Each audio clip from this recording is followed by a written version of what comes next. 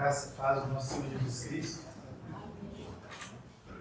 É uma grande alegria nessa noite estarmos juntos, uma noite de comemoração, em que celebramos o Dia do Jovem Presbiteriano. E eu quero te convidar a abrir a Bíblia, no Salmo de número 115. Uma alegria muito grande poder expor a palavra de Deus junto com os irmãos que nos acolheram tão bem desde que chegamos. É uma graça do Senhor poder servi-los em amor. Vamos ler a palavra do Senhor, Salmo de número 115. Assim diz a palavra de Deus. Não a nós, Senhor, não a nós, mas a teu nome dá glória. Por amor da tua misericórdia e da tua fidelidade, porque diriam as nações, onde está o Deus deles? Nosso Deus está no céu e faz tudo como lhe agrada. Prata e ouro são os ídolos deles, obra das mãos dos homens. Tem boca e não falam, tem olhos e não veem, tem ouvidos e não ouvem, tem nariz e não cheiram, suas mãos não apalpam, seus pés não andam, som nenhum lhe sai da garganta. Tornem-se semelhantes a eles, os que os fazem e quantos neles confiam. Israel confia no Senhor. Ele é seu amparo e seu escudo. A casa de Arão confia no Senhor. Ele é seu amparo e seu escudo. Confiam no Senhor os que temem o Senhor. Ele é seu amparo e seu escudo. De nós se tem lembrado o Senhor. Ele nos abençoará, abençoará a casa de Israel, abençoará a casa de Arão. Ele abençoa aos que temem o Senhor, tanto pequenos como grandes. O Senhor vos aumente bênçãos mais e mais sobre vós e sobre vossos filhos.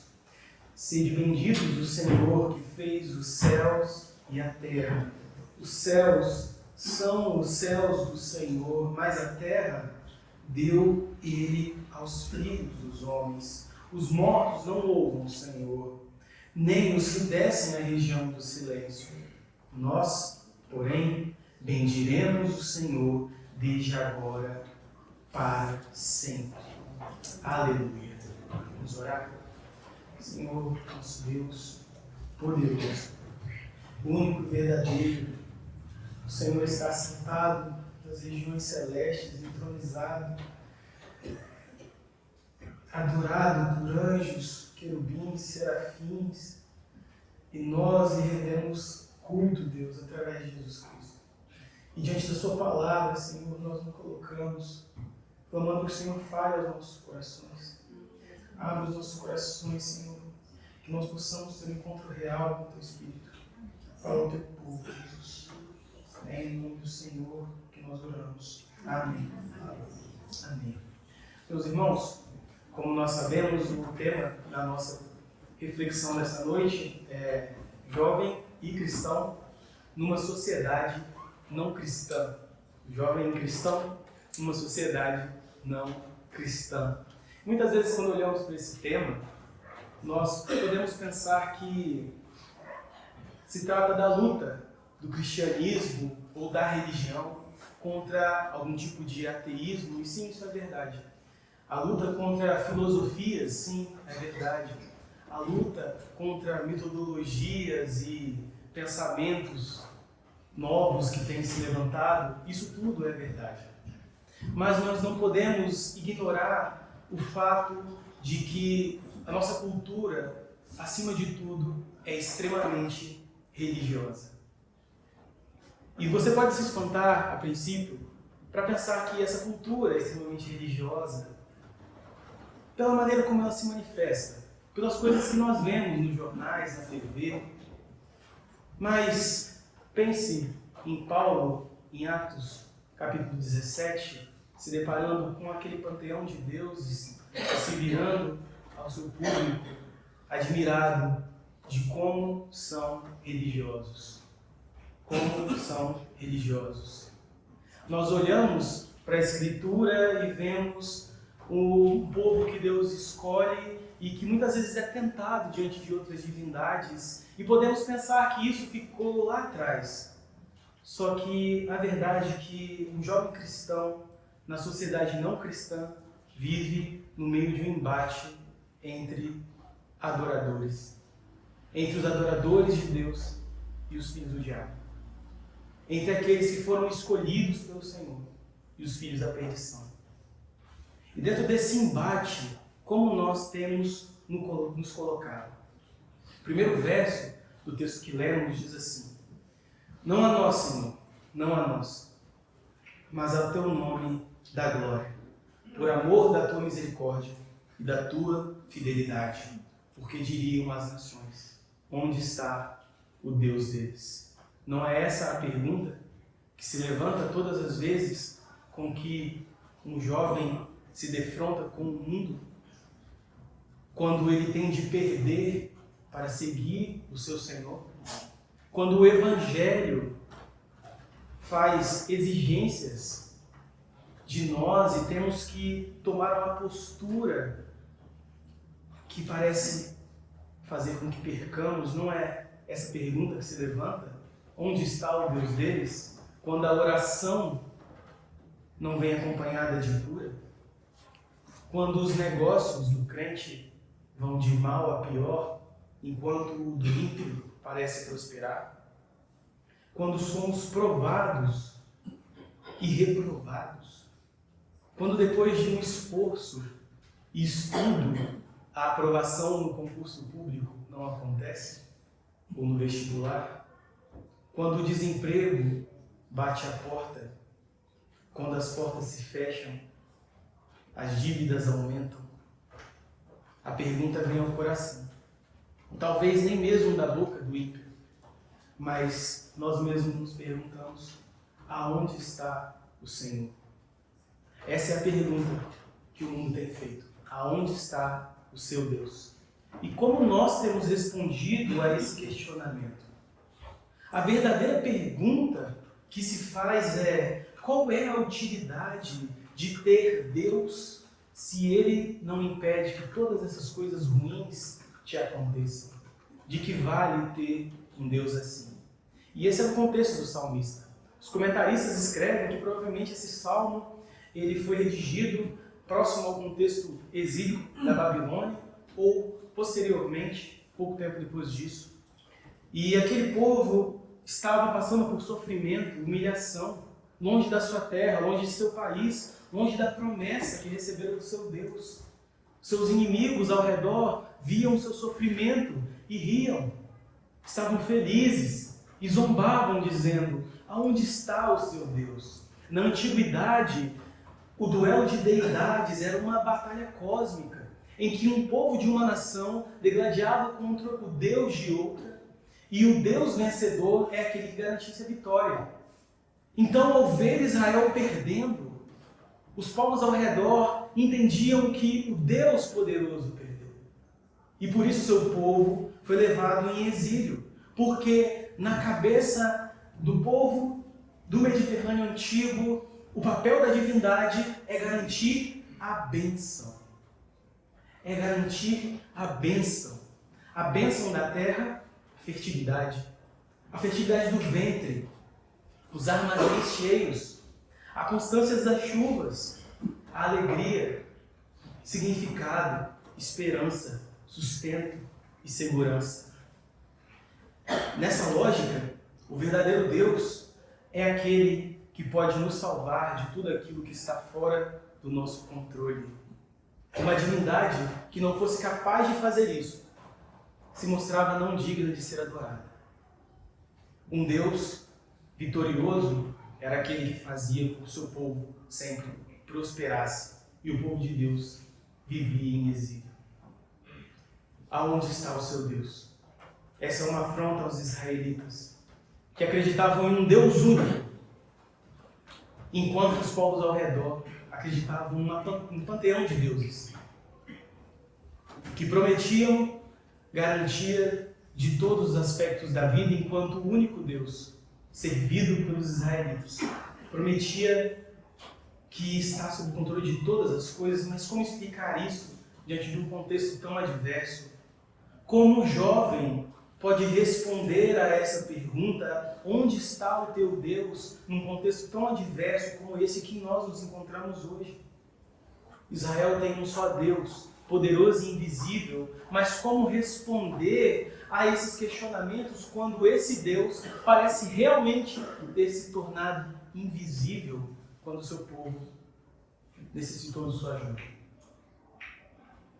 Aonde está o seu Deus? E como você responde essa pergunta, jovem? Como temos respondido a esse desafio? Ele nunca esteve tão próximo quanto se imaginou. Mas existe uma diferença. E essa diferença nós podemos ver na resposta do salmista. O verso 3 diz assim: o nosso Deus está no céu e faz tudo como lhe agrada. Nosso Deus está no céu e faz tudo como lhe agrada. A resposta do salmista, ela é totalmente contrária à lógica pagã.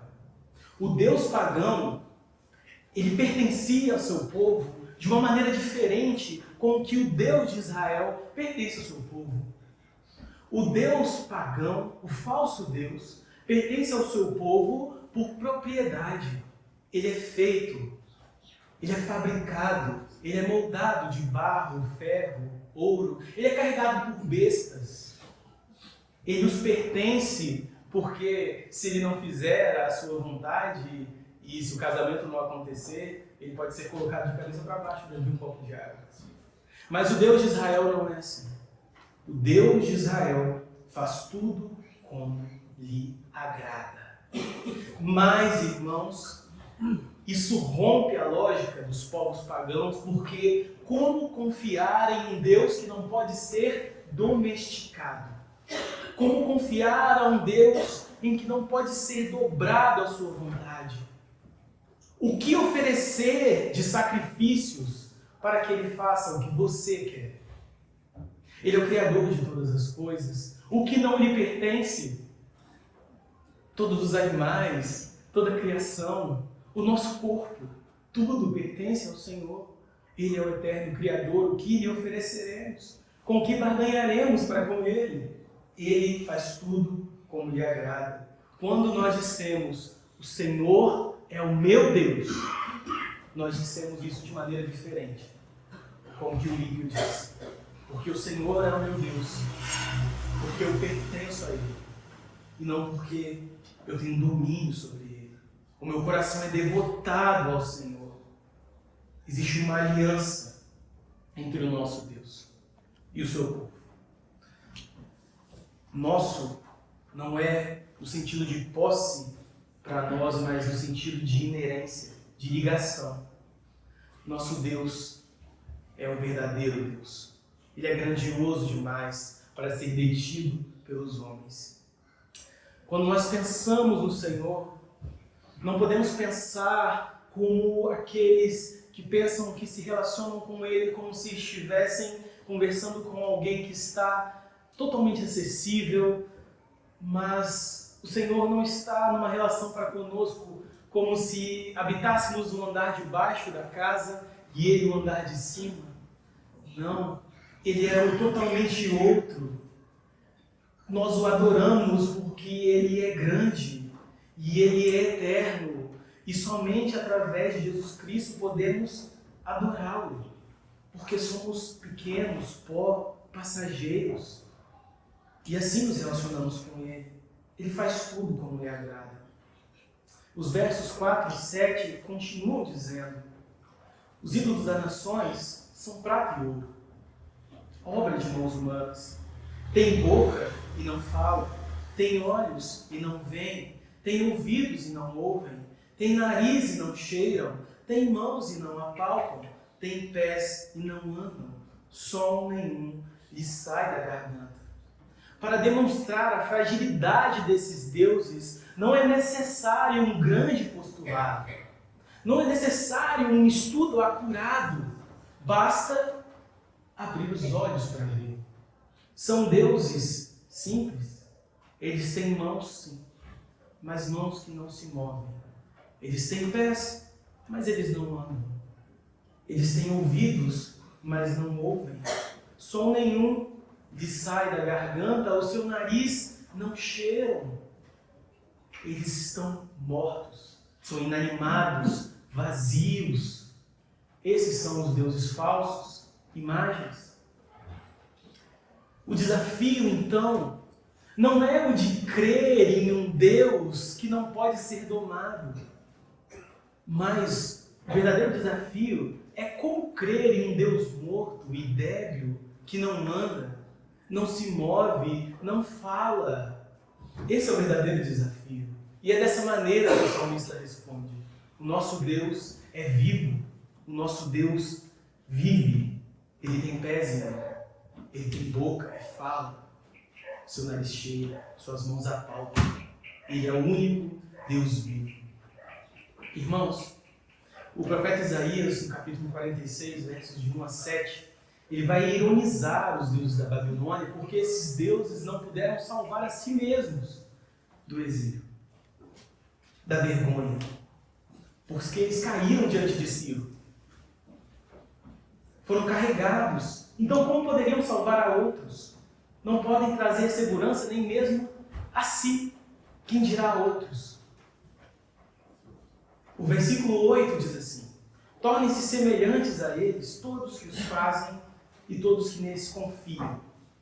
Essa oração é um prognóstico, é uma oração como uma predição. Ele está falando o que acontece com aqueles que confiam e adoram falsos deuses. O que acontece com eles? Se tornam como seus deuses. Eles têm mãos, mas as suas mãos são como se fossem mortas, porque elas só se movem para o seu próprio prazer. Eles têm pés, mas os seus pés não andam em direção àqueles que precisam ser alcançados pelo amor, mas se apressam a derramar sangue. Eles têm voz, mas a sua voz não glorifica o Senhor, Criador dos céus e da terra, mas é carregada de blasfêmias contra o Senhor. Eles têm olhos, mas os seus olhos só veem o que lhes é de interesse próprio. São mortos, vazios, insensíveis, assim como os seus deuses. Irmãos, quem adora esse tipo de Deus, quem faz esse tipo de Deus, se torna inanimado, se torna morto, se torna vazio, assim como são os seus ídolos. Talvez, até aqui, tudo isso esteja muito distante para você. Talvez você pense até mesmo que esse é um assunto secundário, falar de falsos deuses e uma coisa antiga que ficou na antiguidade. Ou você pensa somente em outras religiões, talvez esse tipo de pregação deveria ser feito em um contexto apologético. Que tipo de efeito? Por que isso é importante no culto reformado, no culto presbiteriano? Em Ezequiel 14:3, palavras assim também soaram estranhas para sacerdotes. Porque assim está escrito: esses homens deram lugar no coração aos seus ídolos. Essa é a palavra do profeta, a classe sacerdotal, a classe escolhida, aquele que se apresentavam diante do Senhor. Vocês têm ídolos no coração. E aqueles homens que estavam diante do Senhor, intercedendo pelo povo, talvez pensassem assim como eu e você nessa noite: ídolos? Que ídolos? Eu não tenho ídolo nenhum. Que ídolo posso ter eu? Na contemporaneidade, quando nós falamos sobre idolatria, já emerge na nossa mente apenas aqueles cenários onde os povos antigos se curvavam diante daquelas imagens, totens, ou até mesmo o astro pop do momento. Entretanto, a idolatria ela é muito mais do que simplesmente o fabricar de imagens e curvar-se diante delas. A nossa cultura ela é dominada pelos ídolos. Eles estão em toda parte. Ainda hoje eles são venerados. Eles têm o seu próprio sacerdócio. Talvez as pessoas não os adorem se curvando e orando, mas nós podemos ver os seus totens, os seus templos. Eles estão nas grandes torres de escritórios e negócios, estão também nos spas, nas academias, nas universidades. E são esses mesmos deuses que se colocam diante de nós todos os dias, exigindo a nossa adoração. Eles prometem que se você fizer o sacrifício necessário, você alcançará a bênção. Assim como os deuses dos povos antigos faziam. Me entregue o que eu exijo e você terá a bênção. E dessa forma, famílias inteiras, cristãs, têm dado uma excelente educação para os seus filhos. Poliglotas.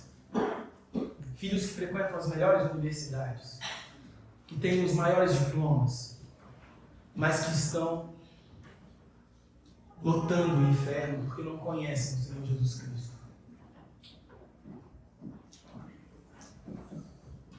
Famílias que investem o futuro dos seus filhos somente pensando no que eles receberão em troca, negligenciando o seu coração para com o Senhor, entregando seus filhos aos ídolos. Jovens que buscam um corpo perfeito para que finalmente se sintam aceitos e amados. E se fizerem os sacrifícios exigidos, quem sabe um dia não serão. E entregam seus corpos aos ídolos. Irmãos, muitas vezes nós nos espantamos, nos horrorizamos com os registros das Escrituras de homens que conheciam a palavra do Senhor, homens do povo de Israel, que ofereciam seus nenéns recém-nascidos a mãos incandescentes de ídolos de bronze para serem mortos. Nós ficamos horrorizados com isso. E devemos ter horror. Devemos ter horror. Mas quantos homens, pais de família, mulheres, jovens, cristãos, não têm oferecido seus filhos nas mãos dos ídolos, com mãos incandescentes em nome de uma carreira de sucesso? Quantos homens, mulheres cristãs, com vida de oração, não têm oferecido seus corações aos ídolos com mãos incandescentes, em troca de uma bênção, de uma promessa? Esse assunto parece muito distante quando nós olhamos o contexto histórico, mas ele está muito perto. Muito perto. Em suma, o ídolo, ele é qualquer coisa que pode se tornar mais importante para nós do que Deus. E muitas vezes nós imaginamos o ídolo como aquela figura horrenda, mas dificilmente ele é assim. O ídolo, na maior parte das vezes, ele tem uma figura agradável. João Calvino escreve que o nosso coração é uma fábrica de ídolos e as melhores coisas dessa vida nós podemos tornar como forma de um falso Deus. Um ministério, uma família, um sonho, um objetivo piedoso pode ser transformado em ídolo. E como aqueles sacerdotes, podemos ainda manter nossas máscaras de piedade. Nós podemos continuar frequentando os cultos, mas com o coração longe do Senhor. Nós podemos continuar oficiando, mas longe do Senhor. Mas Ele lê o nosso coração e sabe onde nós estamos. O jovem cristão, na atualidade, ele tem que viver uma luta que existe desde que o sol brilha sobre nossas cabeças. A luta de servir ao único e verdadeiro Deus, diante de tantas ofertas que se levantam contra nós. Irmãos, muitas vezes pensamos que estamos adorando a Deus porque erguemos as nossas mãos enquanto cantamos. Mas a nossa mão, ela ainda se ergue em direção ao necessitado. Nós pensamos que estamos adorando a Deus quando os nossos lábios cantam muito alto e fazem orações longas em público e dizem jargões evangélicos, mas essa mesma boca na segunda-feira, muitas vezes diz coisas que não convêm aos santos. Nós, muitas vezes, temos olhos que não se diferenciam dos olhos dos ímpios, que procuram somente o nosso próprio prazer e o lucro, mas não se atentam para a voz do Senhor. Os nossos ouvidos têm coceira diante de sua voz. Quem agrada ao Senhor? Quem é livre? Quem caminha os caminhos de paz e não os de sangue? Irmãos, essa exposição, ela deixa demarcada que o grande desafio de todo cristão na sociedade não cristã, e não somente do jovem, é manter-se firme para não quebrar um mandamento simples. E o primeiro mandamento: não terás outros deuses além de mim. Muitas vezes nós pensamos que está tudo bem entre nós e o Senhor. Mas existem resquícios de idolatria que muitas vezes invadem o nosso coração. Martinho Lutero afirmava que esse mandamento, não terá outros deuses além de mim, é um chamado não somente a não nos prostrarmos diante de falsos ídolos, mas ele está ligado diretamente à doutrina da justificação pela fé. E a gente pode pensar por que isso acontece. Por que isso está ligado? Porque o ídolo, na verdade, nos promete coisas que já nos foram garantidas pela justificação. O ídolo nos promete uma paz que já nos foi garantida. O ídolo nos promete uma bênção que já nos foi entregue. O ídolo nos propõe soluções que levam à morte. A verdade é que quando nós lançamos o verdadeiro Deus fora para abraçarmos os falsos ídolos, nós estamos olhando para a cruz e nós estamos dizendo que ela não é suficiente para que sejamos absolvidos diante de Deus. Que nós precisamos fazer alguma coisa para salvarmos o nosso pescoço. Que nós não acreditamos que realmente o sangue de Jesus Cristo foi suficiente para nos garantir a vida. E nós temos que consegui-lo pelo nosso próprio braço. E se for necessário, se curvar diante de falsos deuses. Alguns sintomas dessa idolatria é a ansiedade desordenada. Quanta ansiedade tem vivido os jovens nos nossos tempos. É a raiva ou desapontamento profundo quando vem esses ídolos falsos do coração ameaçados. Você pode perder qualquer coisa, mas existe uma coisa que você pensa: se eu perder isso, tudo acabou para mim. Eis aí o seu ídolo. Esse algo deveria ser o Senhor somente. O Senhor somente. O que tem poder para nos tirar do eixo? O que tem poder para arrancar a sua fé? O que pode te abalar e fazer com que você olhe para o céu e pergunte: aonde está o Senhor? Eis o seu ídolo, eis o meu ídolo. Vivemos ansiosos, correndo de um lado para o outro, em busca de salvação. Porque existe uma pena de morte sobre as nossas cabeças. Porque o salário do pecado é a morte.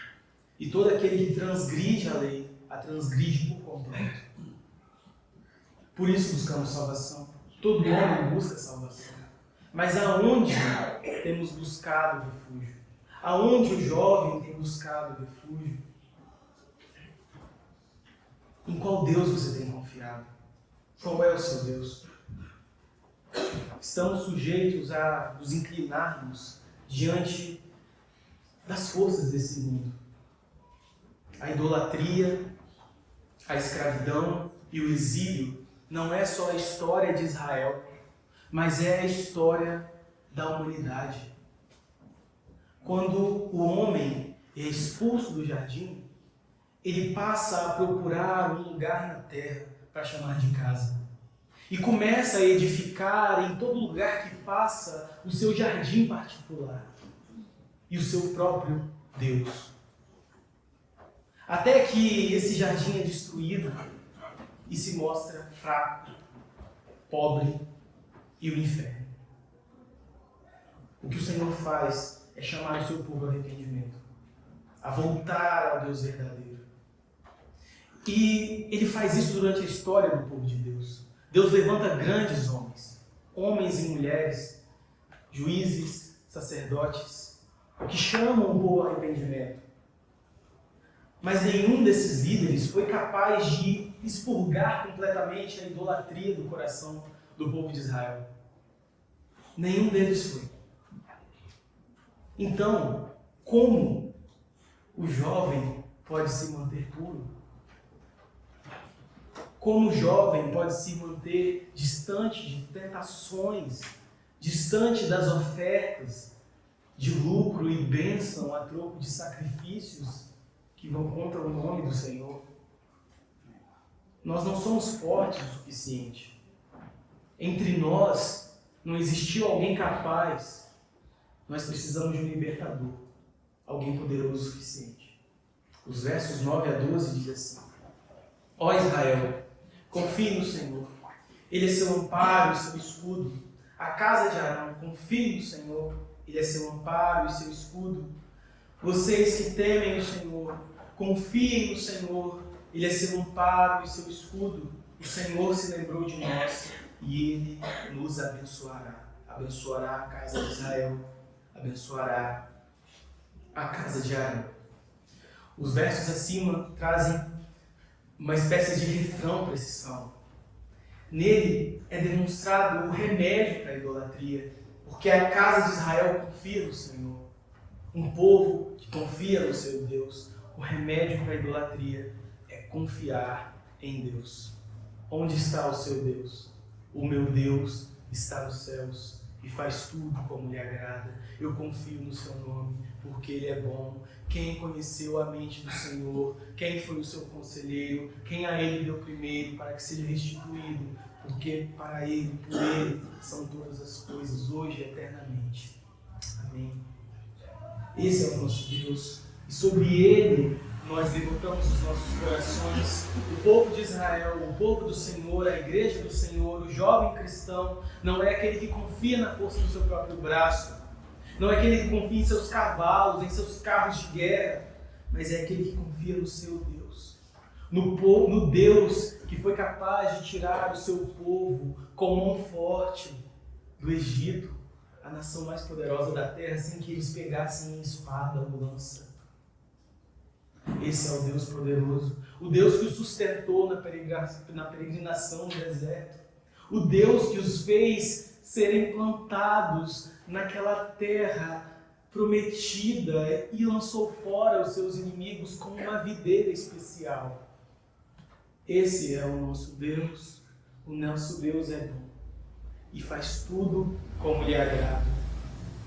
Irmãos, nós ouvimos durante anos e anos que pregadores dizem que o cristão e o jovem cristão, diante das dificuldades e desafios do mundo contemporâneo, devem buscar ter a fé de Abraão.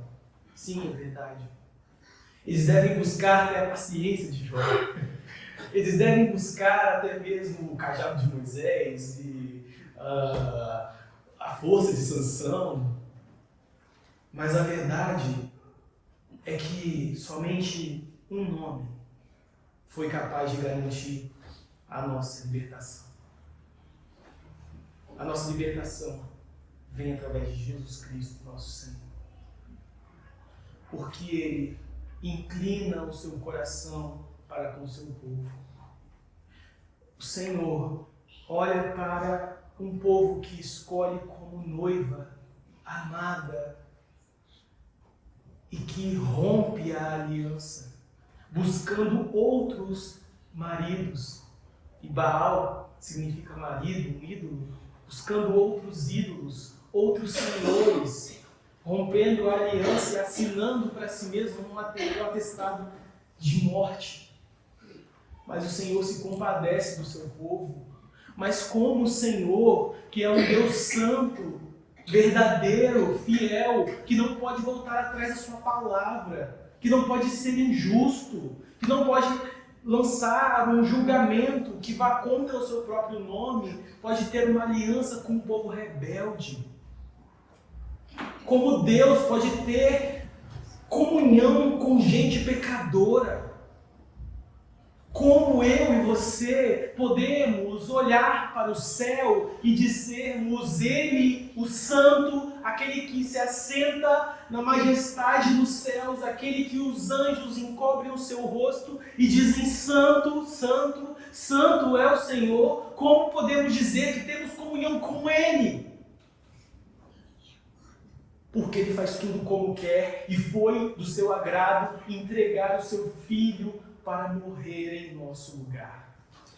Os povos que não conhecem o Senhor e o seu amor temem porque não podem dominá-lo ao seu bel prazer, mas nós que conhecemos aquele que nos amou antes da fundação desse mundo, descansamos porque sabemos que Ele é bom, e sabemos que Ele é bom porque Deus nos amou quando ainda éramos seus inimigos. Quando ainda nos adeitávamos com nossos falsos ídolos. Quando ainda blasfemávamos o seu nome.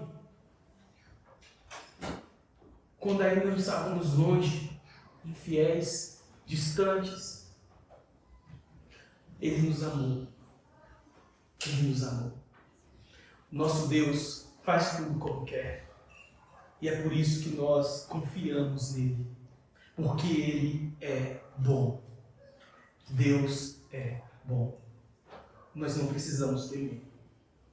O Rei da Glória vem a nós como canta a canção dos Filipenses. Tenham entre vós o mesmo modo de pensar de Cristo Jesus, que mesmo existindo na forma de Deus, não considerou ser igual a Deus algo que deveria se apegar, ser retido a qualquer custo. Pelo contrário, Ele se esvaziou, assumindo forma de servo, tornando-se semelhante aos seres humanos e reconhecido em figura humana. Ele se humilhou, tornando-se obediente até a morte, morte de cruz. Por isso, também Deus o exaltou sobremaneira e lhe deu um nome que está acima de todo nome, para que ao nome de Jesus se dobre todo o joelho, no céu, na terra e debaixo da terra, e toda língua confesse que Jesus Cristo é o Senhor. Amém. Ele é Senhor. Ele destrói de uma só vez os nossos inimigos. Ele destrói o aguilhão da morte. Ele ressuscita para nos dar vida com Ele. Ele refaz o seu corpo glorioso e nos chama da morte eterna para a vida. Ele é o nosso Deus. Ele é o nosso Deus. Aonde está o seu Deus, jovem cristão presbiteriano? O meu Deus está nos céus e faz tudo como lhe agrada. Ele é bom e Ele virá de vir a julgar os vivos e os mortos. Ele é Deus e nele nós descansamos. Os versos 13 a 15 assim dizem: Ele abençoa os que temem o Senhor, tanto pequenos como grandes. O Senhor os abençoe mais e mais, a vocês, a seus filhos, que vocês sejam abençoados pelo Senhor, que fez os céus e a terra. Então, qual é a essência da transformação?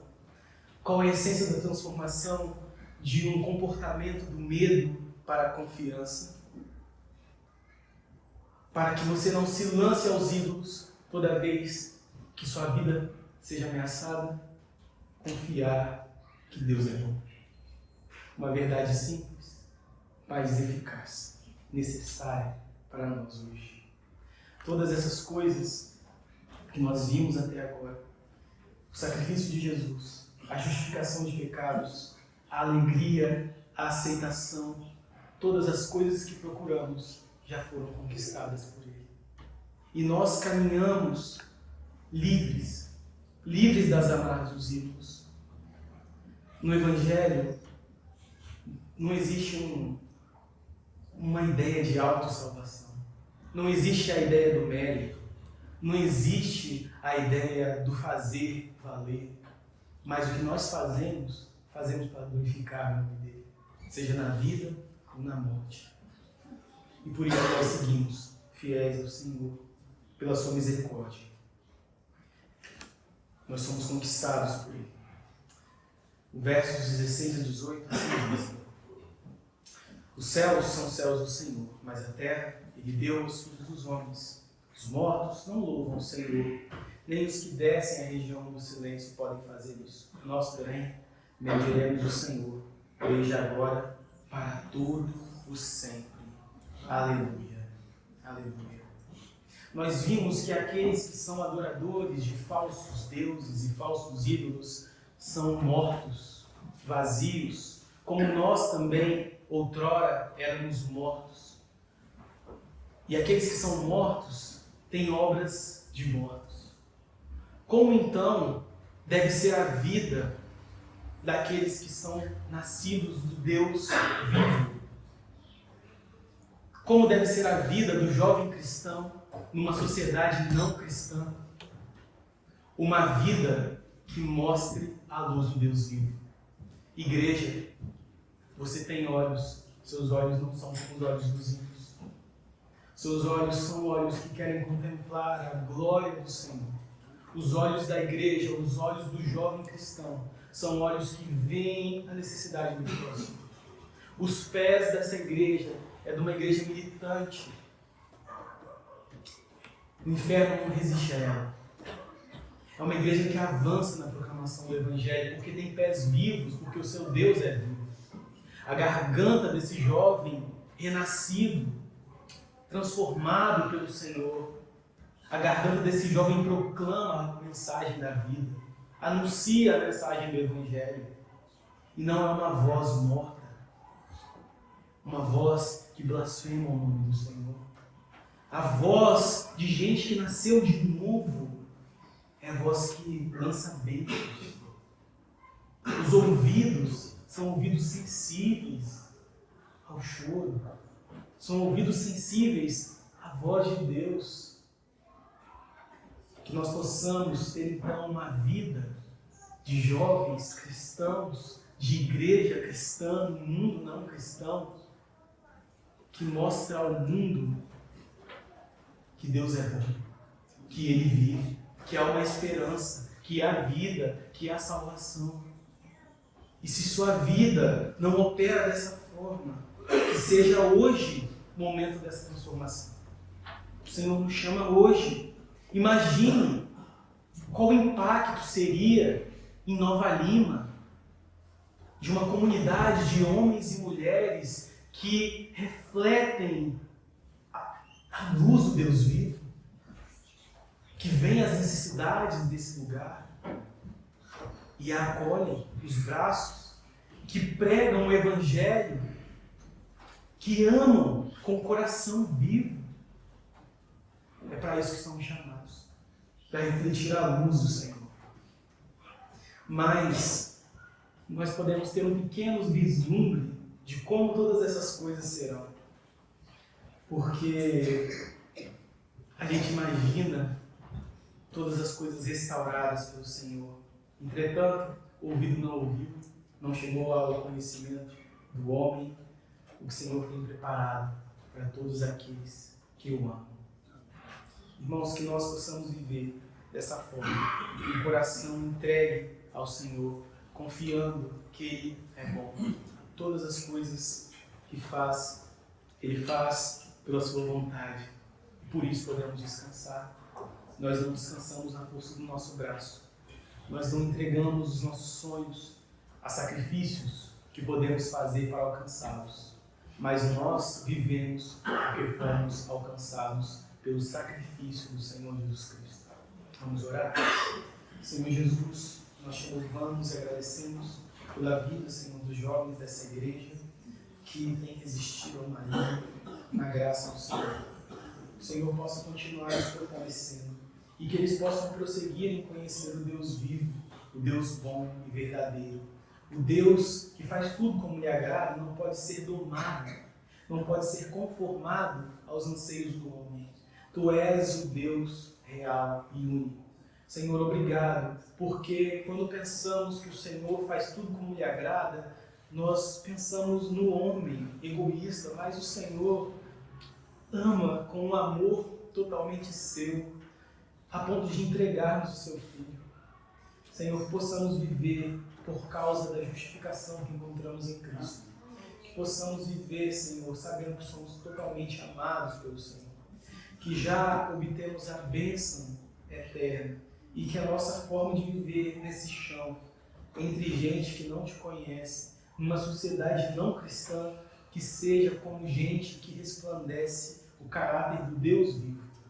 Senhor, essa é a nossa oração. Em nome de Jesus. Amém.